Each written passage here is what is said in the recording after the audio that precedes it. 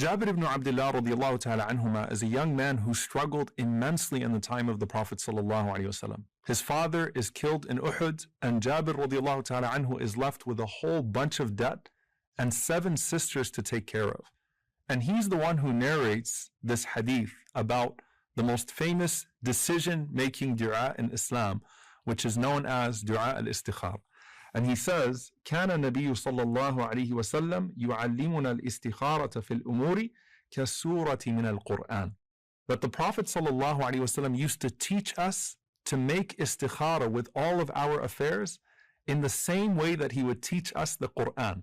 Now obviously if you're reading that, you know that this means that istikhara is very important, but there's a specific messaging here. Just like you resort to the Qur'an, just like the Qur'an has guidance in all affairs of your life, just like you have the repetition of the Qur'an, just like you have the precise wording of the Qur'an, you have Salatul Istikhara. And Imam Ibn Waslan al-Shafi'i rahimahullah, he says that what's implied here is that you don't change any of the words of this dua. You don't add to it, you don't take away from it. You say it exactly as the Prophet ﷺ taught it, in the same way that you recite the Qur'an. And he says that clearly there is blessing in the specific wording that the Prophet ﷺ is using in Salatul Istikhara. And Imam Ibn Battah rahimahullah says the other implied meaning of this is that it is not befitting for the believer to rush into any matter, minor or major, until they first seek Allah subhanahu wa ta'ala's guidance. And so istikhara is not just for some major decision in your life, meaning it's not just for marriage and it's not just for trying to get into a particular program. It is for every single element of your life, and that is the relationship of dependence that you have upon Allah subhanahu wa ta'ala. And he says something deeply profound.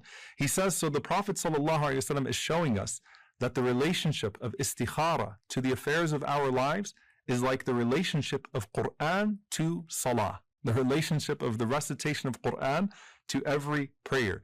So basically, life without reciting istikhara is like salah without the recitation of the Qur'an. That's how important this dua was to the companions of the Prophet sallallahu alaihi wasallam. So what is istikhara and what isn't istikhara? So first and foremost, istikhara is not a magic pill. It's not something that suddenly clears the fog and gives you all sorts of clarity and opens the pathways for you. It's also not a dream, and this is probably the hardest thing for people to come to terms with. If you're trying to get married to someone and you pray istikhara and you see them in a dream, it's probably because you really want to marry that person, not because of the istikhara. Istikhara is not necessarily connected to your dreams. It's a dua for guidance, not something that shows up. There are no colors that you see at night that indicate yes or no. There's no such thing as an istikhara fairy. Yes, I've actually heard some cultures where you put yes and no under your pillow and you make dua and then you pick one of the pieces of paper and see which one it shows up as. That's just our desire to always get the direct answer that we're seeking from Allah subhanahu wa ta'ala. But part of our dependence upon Allah subhanahu wa ta'ala is giving the process to Him and giving the outcome to Him. And so istikhara is actually asking Allah subhanahu wa ta'ala to guide you to the right way after you have done everything in your power, in your capacity to find the right way. So basically, after you've done your own homework and you've covered 2 other bases of decision making, you come to Allah subhanahu wa ta'ala for the final blessing. What does that mean? First and foremost, you exert your own efforts and your own thinking to see if this is good for you in your deen and your dunya. Secondly, you consult righteous people. You seek consultation. You do istishara, which is seeking people's advice to see if this is really the best thing for you in your deen or your dunya. And then you go to Allah subhanahu wa ta'ala after your own deduction and that righteous consultation, and you say, oh Allah, facilitate it for me if it's good for me, and take it away from me if it is bad for me. And this is why, subhanAllah, some of the scholars even mention, وَلْتَكُنِ الْإِسْتِشَارَةُ قَبْلَ الْإِسْتِخَارَةِ, that you should seek consultation before you do istikhara, because even when Allah addresses the Prophet sallallahu alaihi wasallam, He says, وَشَاوِرْهُمْ فِي الْأَمْرِ فَإِذَا عَزَمْتَ فَتَوَكِّلْ عَلَى اللَّهِ, that seek their consultation, and then once you come to a decision, then put your trust in Allah subhanahu wa ta'ala. Imam Ibn Taymiyyah rahimahullah says, no one regrets the istishara of the creation, the seeking consultation of the creation, and the istikhara, the seeking guidance from the Creator. And Qatada rahimahullah said, no one is going to cover these two bases and then not come to a blessed decision. So how do you actually pray Salat al-Istikhara? The Prophet sallallahu alaihi wasallam said, إِذَا هَمَّ بِالْأَمْرِ فَلْيَرْكَعْ رَكْعَتَيْنِ. That first and foremost, you pray 2 rak'ahs. Now, by the way, these can be any 2 rak'ahs that are not fard. So it could be your sunnah prayer. It could be entering upon the masjid. Some of the scholars said, especially if you combine it with some of the blessed times. So you could do it at Salat al-Duha, for example. And any 2 rak'ahs that you're going to pray that are not fard, just make the intention for istikhara as well, and then read the dua after you finish those 2 rak'ahs. And if you make this a daily habit, and that's the implication here, that the Sahaba would do this a lot, where most of us probably do this like 3 or 4 times in our lives. If you make this a daily habit, even with your Fajr Salah, right, the 2 rak'ahs before Fajr, that you're going to pray 2 rak'ahs and make that dua, then think about how much more clarity you're going to have in life, and think about how much more blessed your decision making and your decree is going to be. So you pray these 2 rak'ahs. And then the Prophet ﷺ said, after the salam, you make the following dua. Allahumma inni astakhiruka bi'ilmika wa astaqdiruka biqudratika wa as'aluka min fadlika al-azim fa innaka taqdiru wa la aqdir wa ta'lamu wa la a'lam wa anta 'allamul ghuyub. So, O Allah, I seek your guidance in making a choice by virtue of your knowledge. So first and foremost, you're asking Allah subhanahu wa ta'ala by virtue of recognizing that Allah knows what you do not know. And so I don't understand the full consequences of my decision. So I've covered my bases, but oh Allah, I'm looking to you for your ilm, for your knowledge. And I ask you by your great bounty. And that is the recognition that everything that Allah subhanahu wa ta'ala gives to us is from His grace, is from His fadl. And so I'm asking you from your great bounty. And you have power and I have none. So subhanAllah, even if I know what's good for me, I can't pursue anything without your ability, O Allah. So I am recognizing your knowledge, I'm recognizing your grace, and I'm recognizing your power to achieve what I cannot achieve on my own. And subhanAllah, here you say, for verily you know and I do not know, you are the knower of al-ghuyub, the unseen things.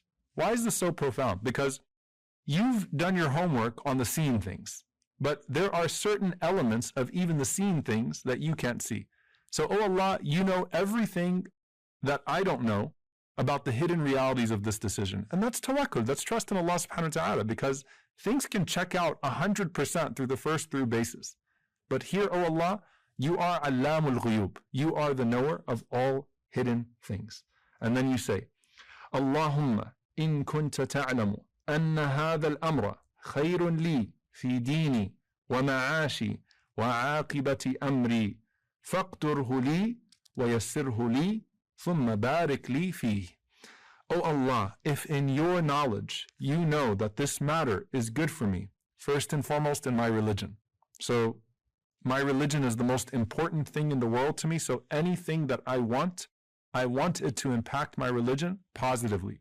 If it's going to impact my religion negatively, then I definitely don't want it, even if it's good for me in regards to my worldly affairs. So first and foremost, you know that this is going to have a positive impact on my deen. Secondly, on my livelihood. Thirdly, aqibati amri, which is the final outcome of my affair, which is the hereafter.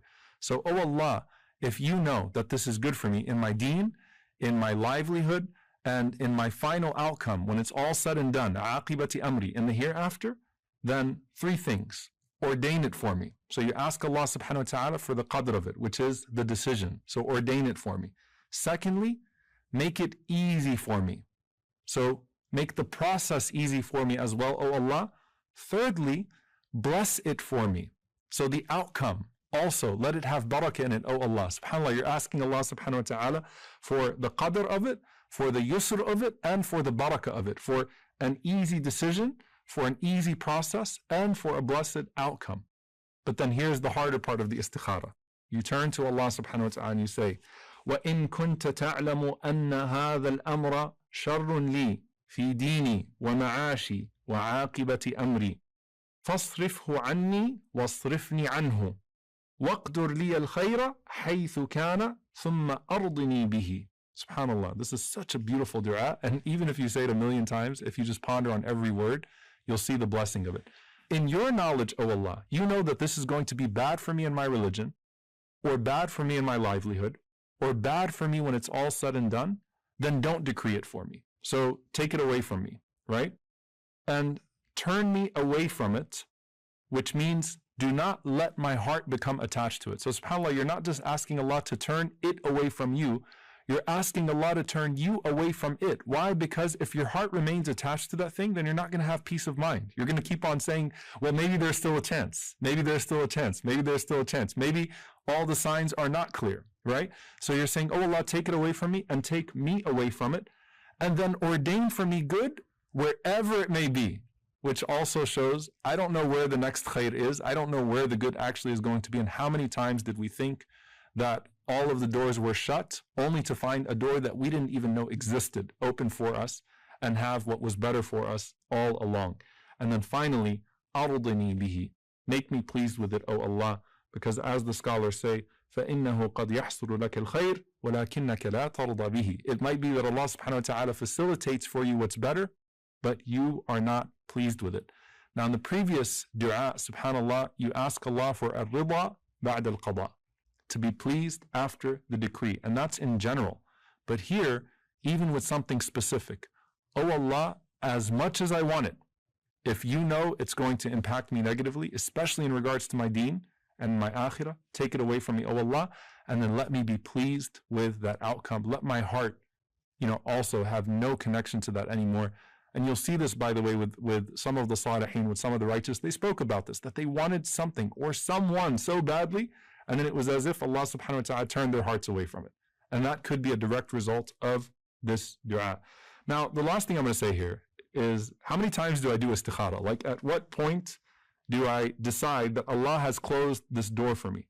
And the answer is, there is no limit to how many times you do istikhara, but go back to your other decision-making mechanisms and try to approach things rationally and approach that same group of people or someone that you trust so that they can help you see things clearly. And that's where you make that decision at that point. You've asked Allah subhanahu wa ta'ala for a good outcome, and at that point, you make the best decision if the door seems to be closed, and you say alhamdulillah regardless. And it may be that Allah subhanahu wa ta'ala will open the door for you later, maybe even that same door for you later, and in the meantime Allah subhanahu wa ta'ala has something along the way. At the end of the day, trust that Allah subhanahu wa ta'ala has something good in store for you, and the fact that He allows you to make this dua is of the most beautiful signs that He has something good in store for you. Abu Bakr ibn Ayyash rahimahullah, he said that قال بعض الحكماء, that some of the wise people of the past said, من أعطي أربعا لم يمنع أربعة, that whoever is given 4 things will not be deprived of 4 things. من أعطي الشكر لم يمنع المزيد, whoever is given the blessing of gratitude will not be deprived from increase. ومن أعطي التوبة لم يمنع القبول, and whoever is given the ability to repent will not be deprived from acceptance. وَمَنْ أُعْتِيَ الْإِسْتِخَارَ لَمْ يُمْنَعِ الْخِيَرَةِ, and whoever is given the blessing of istikhara will not be prevented from guidance. وَمَنْ أُعْتِيَ الْمَشُورَ لَمْ يُمْنَعِ الصَّوَابِ, and whoever is given advice is not going to be deprived of correctness. May Allah subhanahu wa ta'ala grant us goodness and correctness in all of our affairs.